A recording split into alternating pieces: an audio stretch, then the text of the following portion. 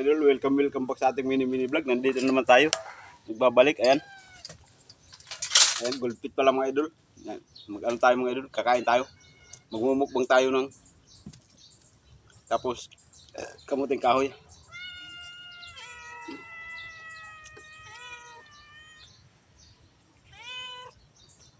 Masarap ito mga idol. Tapos yung mais natin, ayan, inihaw ko na lang. Huwag din.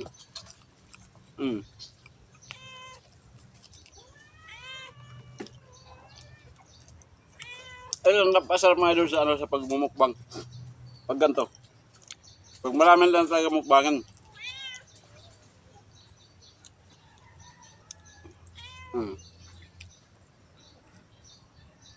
Kamuting kahoy mga idol. Survival, sa mga probinsya sa mga idol, ito yung gamit namin eh. Kasi yung kamuting kahoy tapos yung mais mga idol, madali lang. Mga 3 buwan lang, pwede ka na ma-harvest. Yung palay kasi mga idol, tapos yung ibang pananim, abutin pa yun ng 5 buwan, higit. Kaya ito talaga, survival namin sa probinsya. Kaya lagi magka-partner eh. Kaya yung mais, pa lang, yung mura pa ganyan pa lang, pwede ka na kumain. Tapos yung kamuting kahoy, pag medyo malaki-laki na, pwede na. Yung palay, antayin mo pa talaga hanggang mahinog. Kaya ito survival namin. Magka-partner lagi yan eh.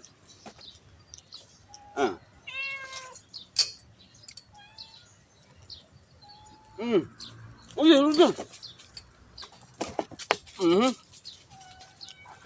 Kasi sa mga idol, medyo makukulit talaga yung mga alaga. Hindi naman sila kumakain.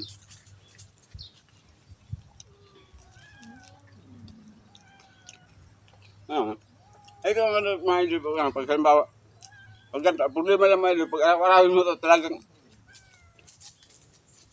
umayin ka talaga eh. Ang masarap dito na ulam, ginamos o kaya tuyo. Napakasarap nito kung may tuyo.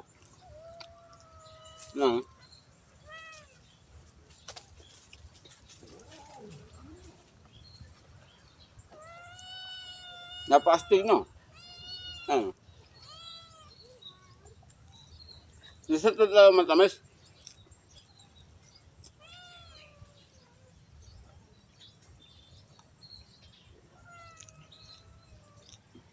Kaya gusto kumain kahit na kumakain ako ng kamuting kahoy. Kasi napakatamis yung santol eh.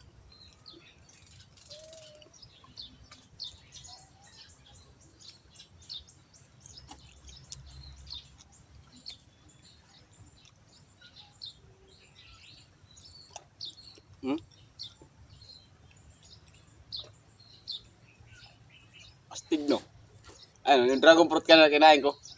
Masarap pala ng dragon fruit mga idol. Ito mga idol, mamaya kakainin ka. I-blender ko kasi yan eh. Masarap kasi daw kasi sa blender. Kaya antayin ko lang mag-blender. Sobrang sarap kasi niya sa blender. Ito pala mga yung dilaw na yung dilaw na kamuting kahoy. May kasi, may puti. Ito talaga yung dilaw.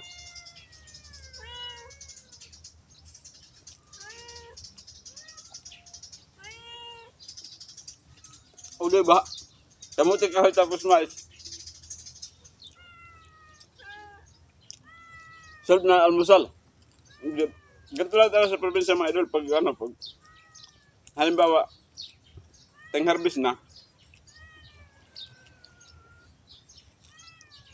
ito talaga nauna namin harvestin. Yung sa palay kasi, ang tagal eh. Kaya, kung mag-aantay kami ng palay, matagal. Ang ginagawa talaga namin, ito muna inuuna pag di ba magkaingin yan. Tapos pag nasunog na, tataniman agad namin ng mais. Pero yung pagtatanim, yung malalayo lang. Para hindi makasigabal sa pagtubo ng palay. Tapos ang kamuting kahoy mga idol, naman, palibot yan sa kaingin.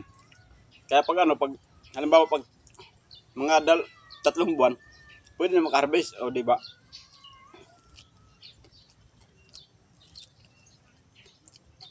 Ayan. Parang nasa probinsya pa rin ako eh.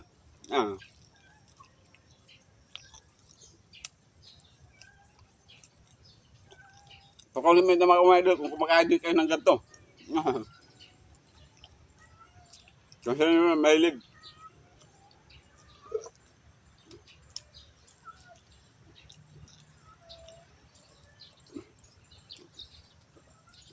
Parang nabusog na talaga ako mga idol. Ang bilis talaga makabusog pag ganito eh.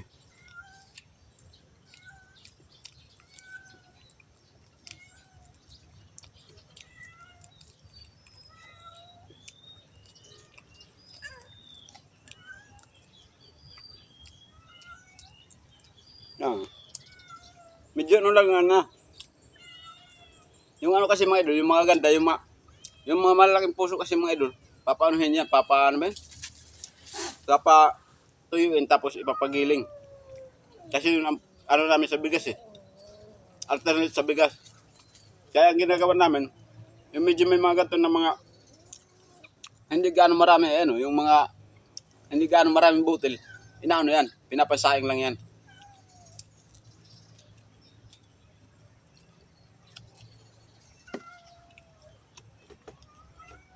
Astig no?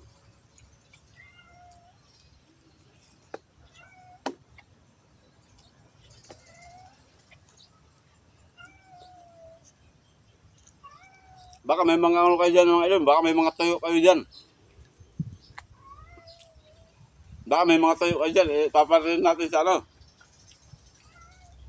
Pero mas masarap talaga mga idol, yung ano, yung ginamos. Tapos sipon na bagoong. Ang sarap nito eh. Ano? Nasubra na talaga mga idol sa kahinog. Oh. Medyo may ano na rito, medyo na ano na. Ay wala kasing kumakain dito eh. Kumahilig kayo sa Santol, magpunta lang kayo rito. Tamis eh. Nasubra na sa kahinog. Yung iba nga yan, nagkakahulog na. Mamaya, pakita ko sa inyo, sayang eh.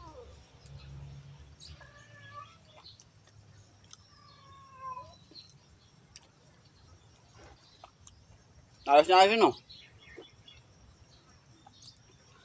Ganto lang sa sa sa mga gantong lugar pag mag-isa ka lang. Pero kung halimbawa ganto, sa pagkain hindi ka mainip eh. Kasi kahit saan pwede marami makakain eh. Problema lang talaga mga idol, pag mag-isa ka lang talaga nakaka-boring eh. Hmm. Mm-hmm.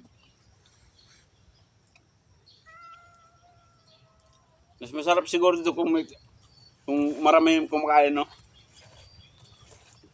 Tapos ganito, siguro ubos to. Ay ano, parang hindi ko na kaya ubusin. Tara mga idol, kain tayo. Tulungan niyo ako rito. Parang hindi ko na kaya ubusin eh. Kaso talagang wala lang bigas. Ano lang yung pagkain ko eh, kamuting kahoy.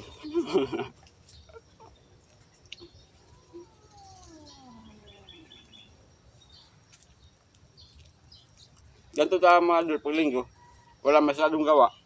Kaya ginawa ko, nakapagluto ako ng ganito. Buti nga lahat linggo, walang gawa.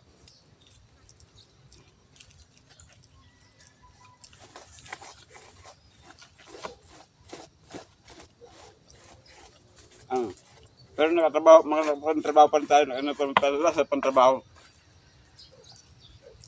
Kasi mga idol, pag nasa dito ka, pag wala kang jacket na ganito, na ano eh, ang daming kate-kate sa ganyan na mais.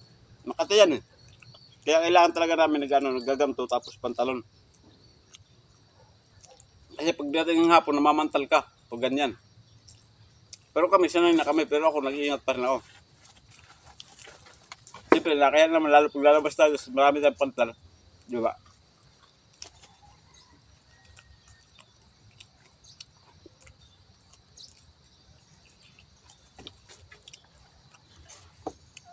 Sarap na talaga kainin.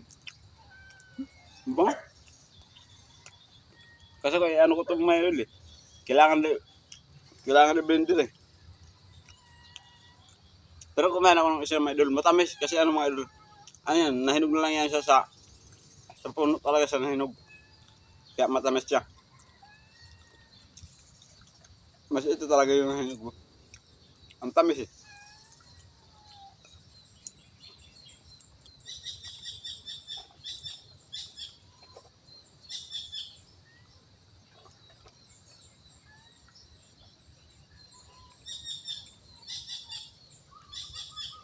Di ba mga idol, no? Nalaling yung mga ibon, no? Marami pa kasing ibon dito. Ang problema talaga, medyo busog na talaga. Hindi na makaya. Sayang.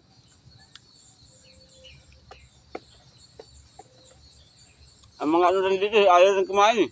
Mga laga. Hindi nila kilala itong kamuting kahoy.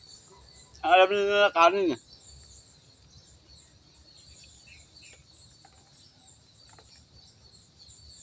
Ah.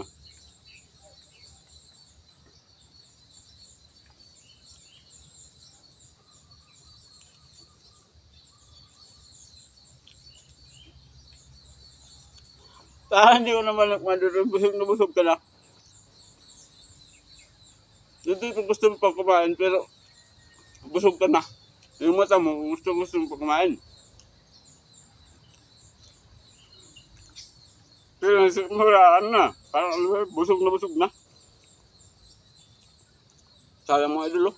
Ang ganda pa naman na klase ng kamuting kahoy. Dapat kung malapit lang sana kayo mga idol, magmukbang tayo dito.